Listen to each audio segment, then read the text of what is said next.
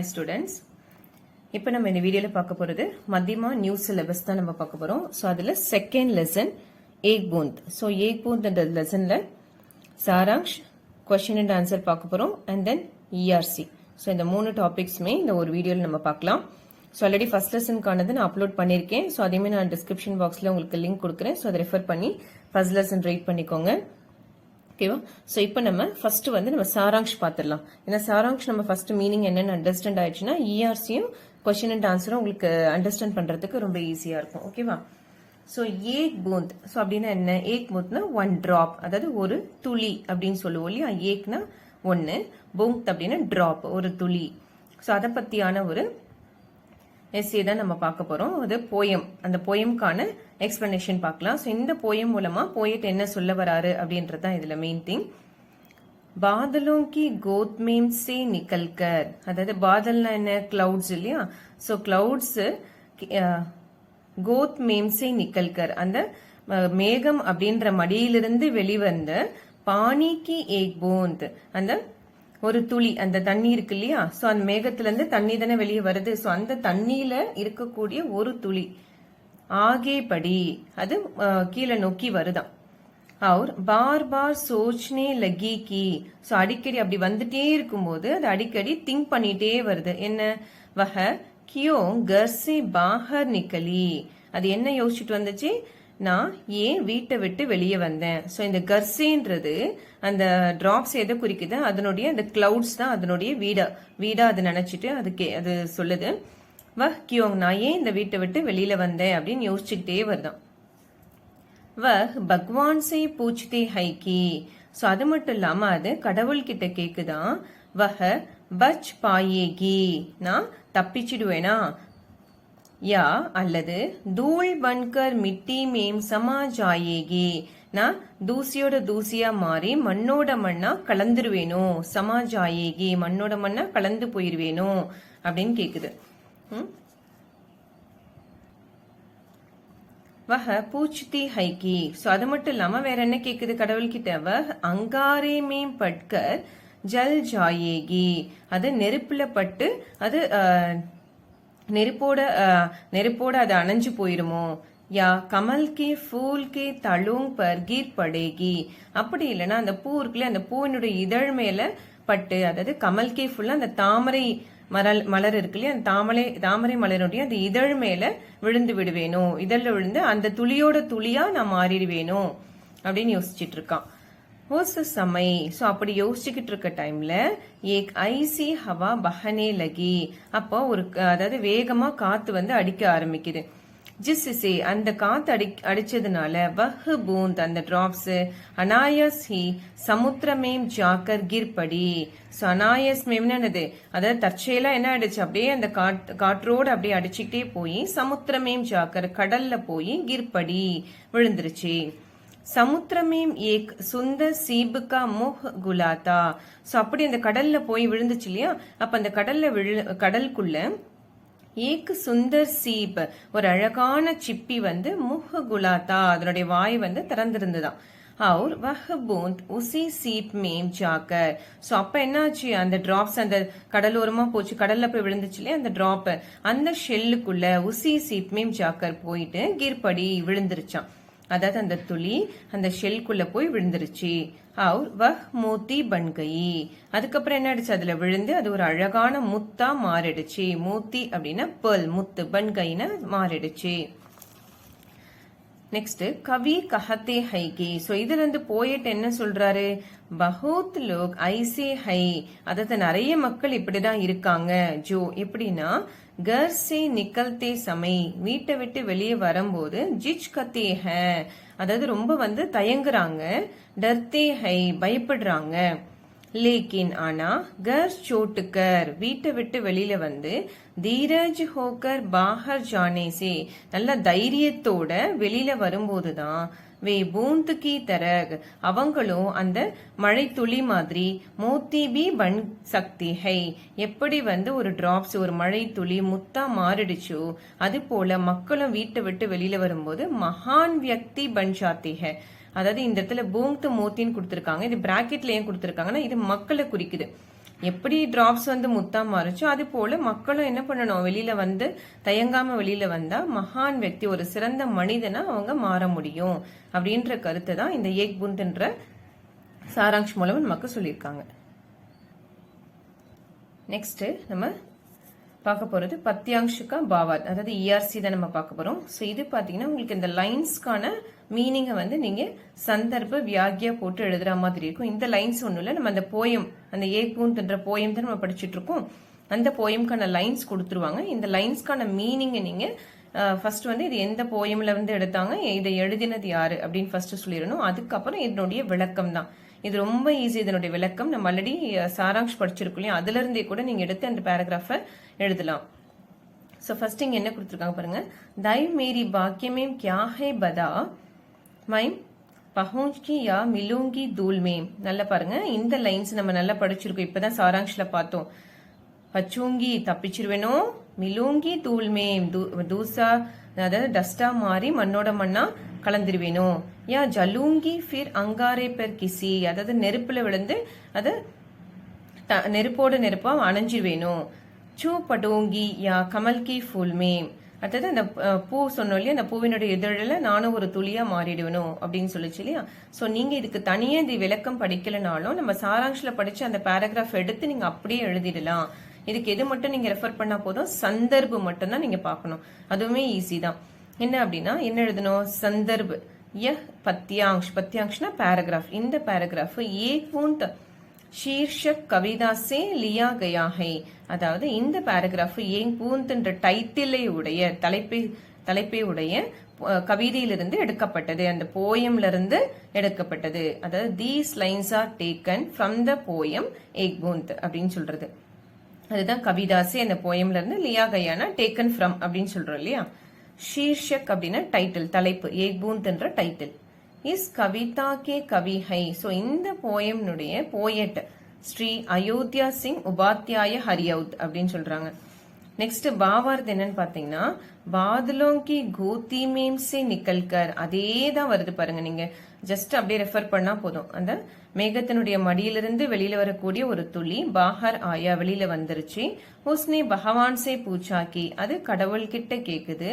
உஸ்கே பாக்கியமேம் கியா லிக்கா high அதனுடைய தலைவிதியில், பாக்கியனா அதனுடைய தலைவிதியில், கியா லிக்கா high என்ன எழுதி இருக்குது. வஹ் பாஹர் நிக்கல்கர் வச் பாயேகி அது வெளியில வந்தா தப்பிச்சிடுமா, தப்பித்து விடுவேனோ.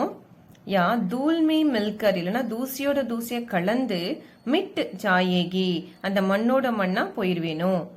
உசே மாலும் நஹிகி அதுக்கு என்ன தெரியல, அதுக்கு என்ன தெரியலையா, மாலும் நஹினா அதுக்கு எதுவுமே என்ன தெரியல சொல்லுதுன்னா, வஹ் அங்காரே மேம் பட்கர் அது அந்த நெருப்புல விழுந்து ஜல் ஜாயேகி அது நெருப்போடு நெருப்பா போயிருமோ.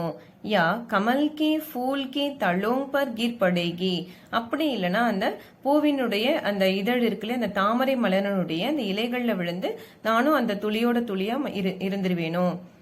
உஸ்கே நசீப் மேம் கியா லிக்கா ஹை அதனுடைய தலைவிதியில் என்ன எழுதியிருக்கு அப்படின்றதான் இந்த லைனுடைய அர்த்தம். ஓகேவா. ஸோ ரொம்ப ஈஸி தான்.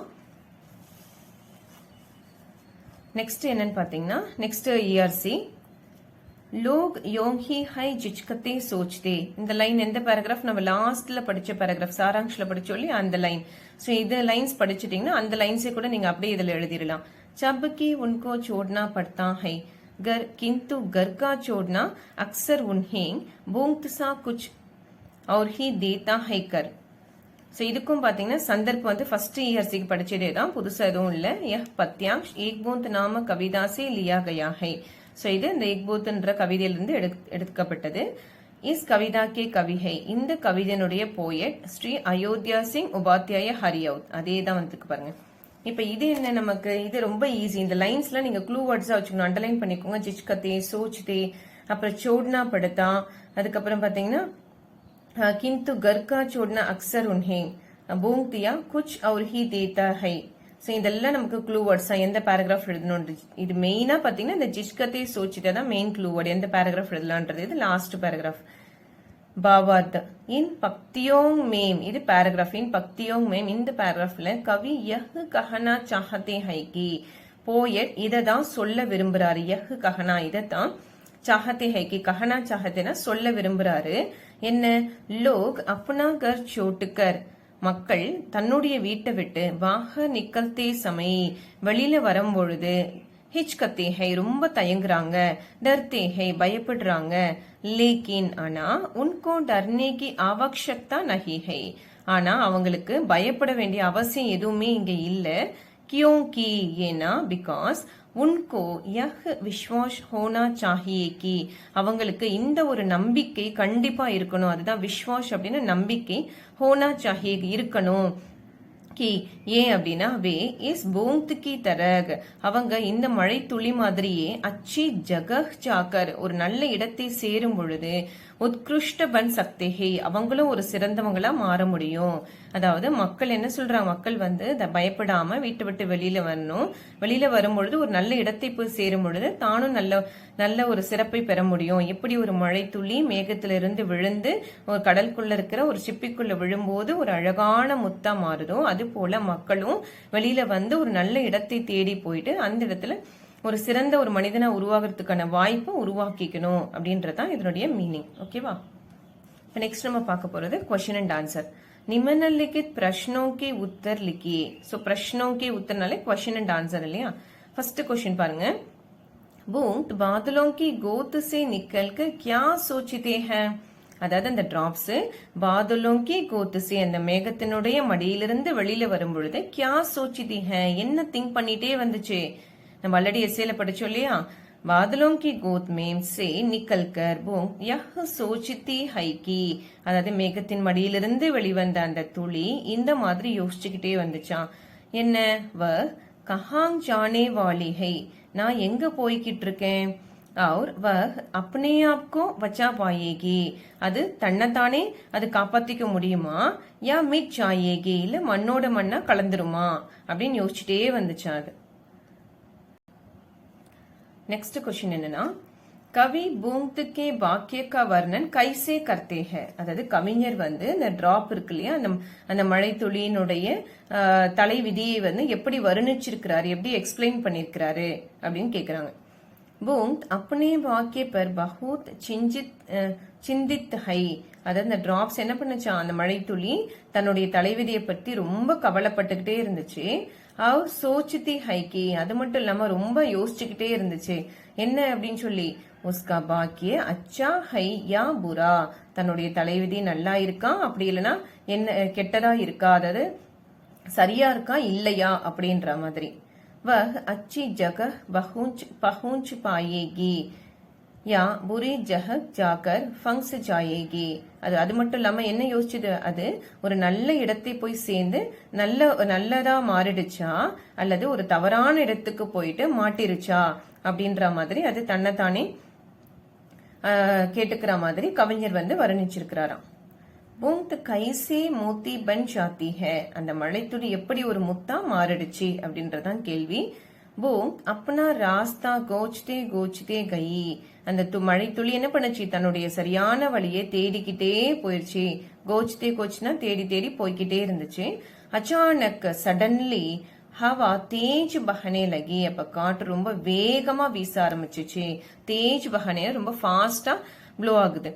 அவர் பூந்த் உஸ் பஹாவ் மேம், ஸோ அப்போ அந்த மழைத்துளி அந்த காற்று வீசுற அந்த ஃப்ளோல சமுத்திரக்கே ஏக் சீபுக்கே குலே மோகுமேம் ஜாக்கர், அப்போ அந்த சமுத்திரக்கேனா அந்த கடல்ல இருக்கிற ஏக் சீப்புக்கே ஒரு சிப்பி ஒரு ஷெல் இருக்குல்ல, அந்த ஷெல்லினுடைய குலே மோகுமேம் அந்த திறந்த வாய்க்குள்ள ஜாக்கர் போயிட்டு கிரி விழுந்துருச்சு. அவர் மூத்தி பன்கை, அதுக்கப்புறம் முத்தா மாறிடுச்சு அப்படின்னு சொல்றாங்க. அதாவது மழைத்துளி அதாவது யோசிச்சு வழி ஃபுல்லா ஏதாவது தேடிக்கிட்டே போச்சு, நல்ல வழியை தேடிக்கிட்டே போச்சு. திடீர்னு காற்று வேகமா வீசின உடனே அந்த துளி அந்த காற்று வீசின திசையை நோக்கி அப்படியே போயிட்டே இருக்கும்போது அந்த கடல்ல இருக்கிற ஒரு சிப்பிக்குள்ள விழுந்து ஒரு முத்தா மாறிடுச்சு அப்படின்னு சொல்றாங்க. ஏக் புந்த் கவிதா கா உத்தேஷ்ய கியா ஹை, அதாவது ஏக் புந்த் அப்படின்ற போயிட்டனுடைய அந்த அப்ஜெக்டிவ் என்ன, அதாவது அதனுடைய நோக்கம் என்ன, எதுக்காக இந்த கவிதை அப்படின்னு சொல்லும் பொழுது மனுஷ்ய கோ ஆஷாவாதி ஹோனா சாஹியே, அதாவது மனிதனுக்கு வந்து ஆஷாவாதி ஹோனா சாஹியே, யஹி இஸ் கவிதா கா உத்தேஷ்ய ஹை, அதாவது அவன் எப்பவுமே ஒரு நம்பிக்கையோட இருக்கணும்.